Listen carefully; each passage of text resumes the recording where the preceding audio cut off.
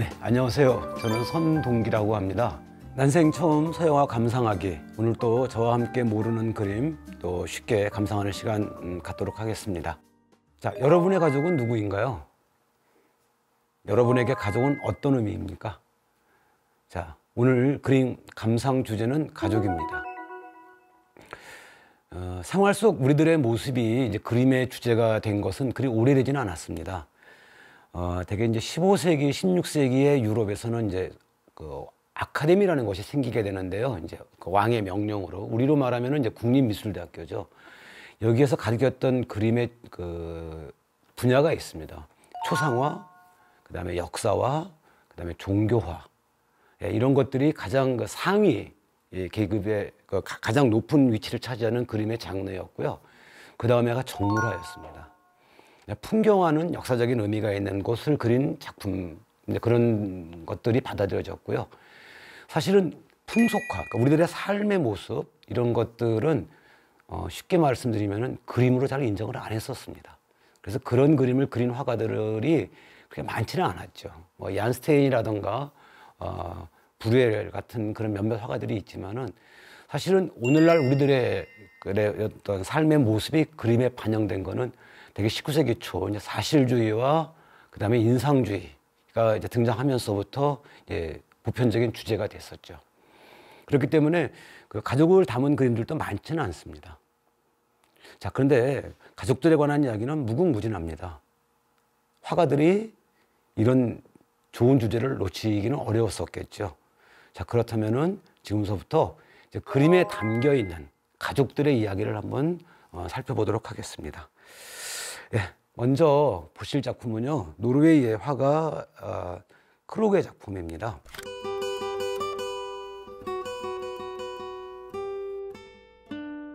이제 크로그는 굉장히 독특한 생각을 가지고 있었어요. 그러니까 예술은 이제 개인이 자유로운 어떤 사회를 개발하기 위해서 적극적인 역할을 해야 된다라고 이제 주장을 했었죠. 이런 주장을 한 그 화가들도 많긴 합니다.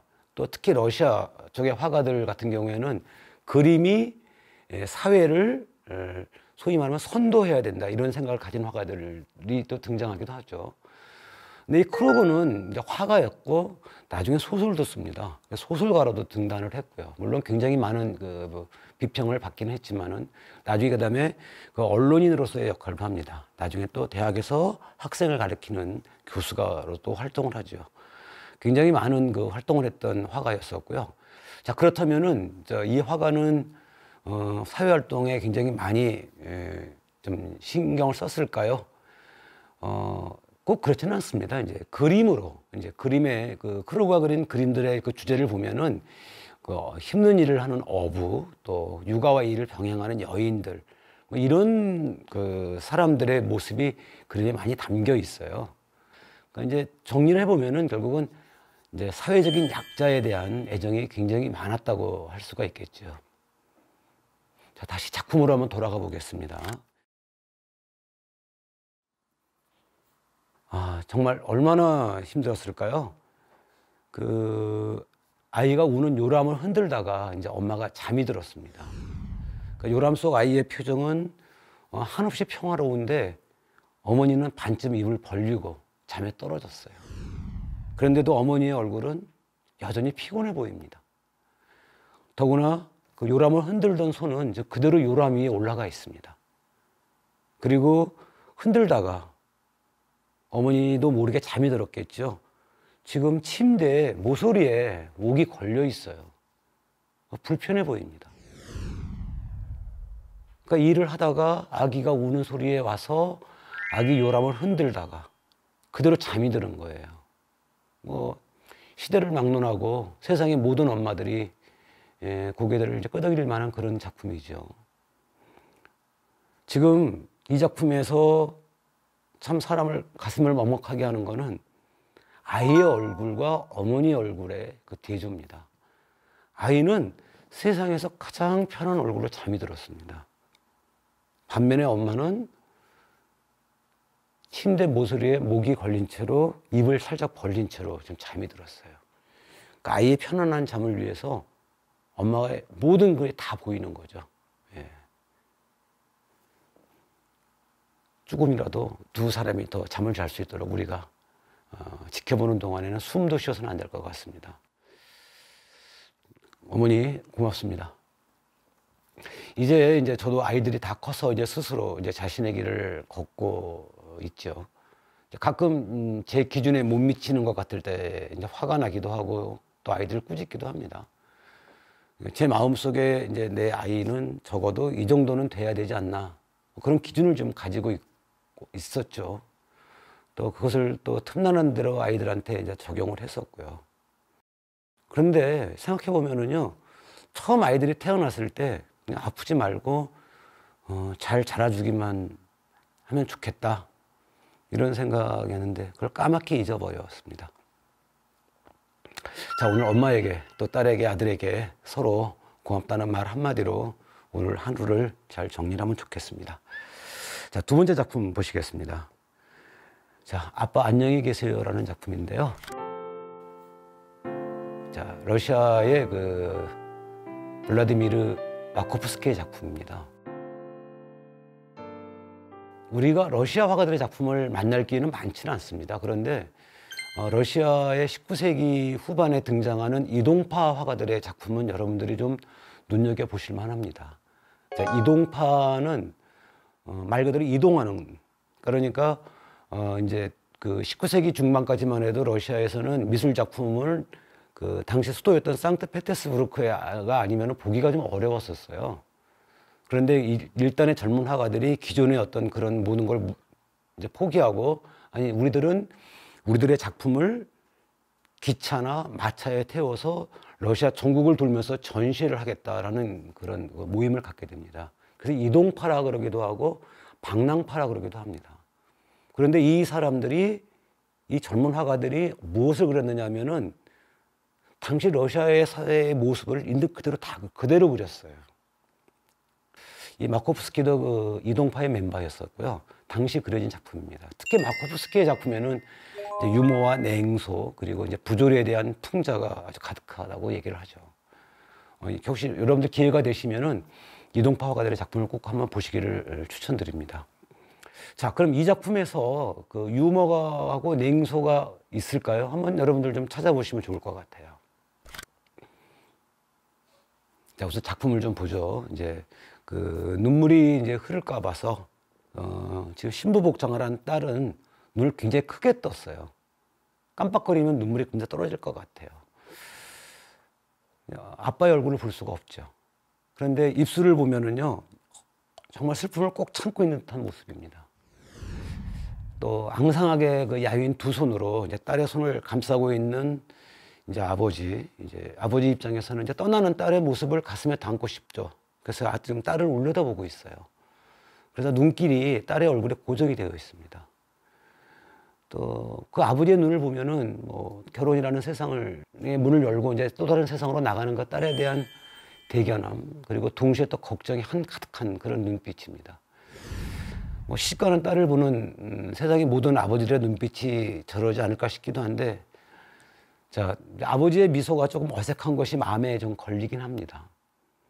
왜냐하면은요, 저는 이 그림에서 이제 아버지를 봤을 때 그 아버지가 좀 치매에 걸린 것 아닌가, 그런 생각도 좀 들기도 했었어요. 자, 이제 보통 우리 결혼이라고 얘기를 하잖아요. 이제 결혼이라는 거는 보통 어떤 한 가족의 분화이기도 하지만은 또 이 확장의 또 어떤 의미도 있기도 합니다. 이제 뭐 결혼이라는 뜻이 가서 보면은 이제 뭐 굉장히 많은 사람들의 축하도 있고 또 함성도 있고, 그렇지만은 또 떠나는 어떤 집을 떠나서 가는 그런 회한, 또 낯익은 뭐 그런 것들과의 이별에 대한 눈물, 그런 것들이 좀 있기도 하죠. 글쎄요, 뭐 저도 요새 결혼식 많이 갑니다만은 예전과는 뭐 상황이 달라졌다고는 해도 결혼식장에서 만나는 그 신부들의 눈물만큼 진실된 것도 많지는 않을 것이다, 이런 생각을 해봅니다.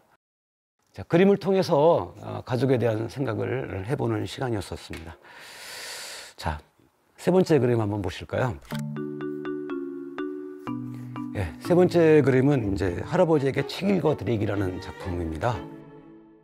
알베르트 사무엘은 이제 스위스에서는 국민 화가로 이제 불릴 만큼 그 스위스인들의 사랑을 받았다 그래요. 그래서 지금도 스위스의 가정에 가면은 되게 사무엘의 그림 한 점 정도는 걸려 있다고 합니다. 사무엘 그림을 이렇게 쭉 보면은요, 되게 이제 아이들과 이제 평화로운 시골 풍경을 이제 주제로 작품 활동을 이제 했었는데요. 생활이 아주 규칙적이었다고 그래요. 그러니까 매일의 일상을 완벽하게 사전에 이제 계획을 했고요. 그대로 살았다 그래요. 그래서 가계부의 수입도 지출도 꼬박꼬박 기록을 했다고 그럽니다. 굉장히 꼼꼼한 성격이었죠. 그림 한번 보실까요? 예, 성격처럼 그 외곽선, 뭐 선, 색깔, 색감, 아주 이런 것들이 그 작가의 성격에 그대로 이제 반영된 듯한 뭐 그런 느낌입니다. 이제 우리가 흔히 말하는 사실주의 기법이죠. 몸이 불편한 할아버지를 이제 위해서 책을 읽어 이제 드리려고 이제 책을 펼쳤어요. 이게 작업용 치마를 이제 입은 걸 보니까 아마 할아버지가 손자를 불렀겠죠. 이제 그러니까 그 소리를 듣고 손자가 달려왔어요. 이제 무릎에 손을 올려놓은 이제 할아버지는 많이 힘든 얼굴입니다. 이제 병색이 완연합니다. 그래도 이제 그 손자의 책을 읽는 그 낭낭한 목소리에 이제 잠시 고통을 내려놓고 이제 귀를 기울이고 있는 모습이죠. 자, 무슨 내용의 책일까요? 한번 상상을 해보셨으면 좋겠어요. 자, 문득 그 지나갔던 한 시절이 떠올랐던 것 같아요. 할아버지가 이제 가든나라하게 숨을 후 내쉬는 소리도 들리기도 합니다. 이제 먼 훗날 할아버지께서 이제 앉아 계신 그 자리에 이제 지금 책을 읽어주고 있는 손자가 아마 앉게 되겠죠. 이제 사실 이제 요즘은 이제 우리 주변에서는 쉽게 찾아보기가 어려운 장면이죠. 할아버지하고 이제 손자가 이렇게 나란히 앉아서 책을 읽어주고 저런 장면들은 요새 보기가 좀 어렵지 않습니까? 그래서 보는 것만으로도 굉장히 행복합니다. 근데 이제 가족이라는 거는 이제 단순히 그 생물학적인 관계만 가지고 설명하기는 좀 어렵습니다. 왜냐하면은요, 그 생물학적인 관계를 바탕으로 우리가 가족은 이제 그 감정을 나누고 있기 때문이거든요. 할아버지에 대한 배려, 손자에 대한 고마움 이런 것들이 이제 서로를 향해서 흐르고 있고 이제 그런 것들이 서로를 이렇게 묶고 있는 거죠. 이제 이거는 우리가 말하는 행복하고 즐거운 이제 속박이고 결박이죠. 그러니까 할 수 있다면은 이제 가족은 이제 좀 더 단단하게 그리고 좀 촘촘하게 그 흐름으로 좀 묶여야 할 것 같아요. 뭐 지금 세상은 뭐 그런 세상이 이제 아니라고 뭐 얘기들 하죠. 그런데 뭐 물론 그럴 수도 있을 겁니다. 네, 그렇지만 그렇다고 포기해서는 절대로 안 될 일입니다. 오늘 이제 세 개의 작품을 보셨잖아요. 가족이 갖고 있는 의미, 또 가족을 위해서 내가 어떤 일을 할 수 있을 것인가, 이런 것들을 좀 생각해보는 그런 시간이었으면 좋겠습니다. 예, 다음 시간에는 이제 우리 또 다른 주제로 이제 그리움이라는 주제로 한번 또 얘기를 한번 해보도록 하겠습니다. 예, 고맙습니다.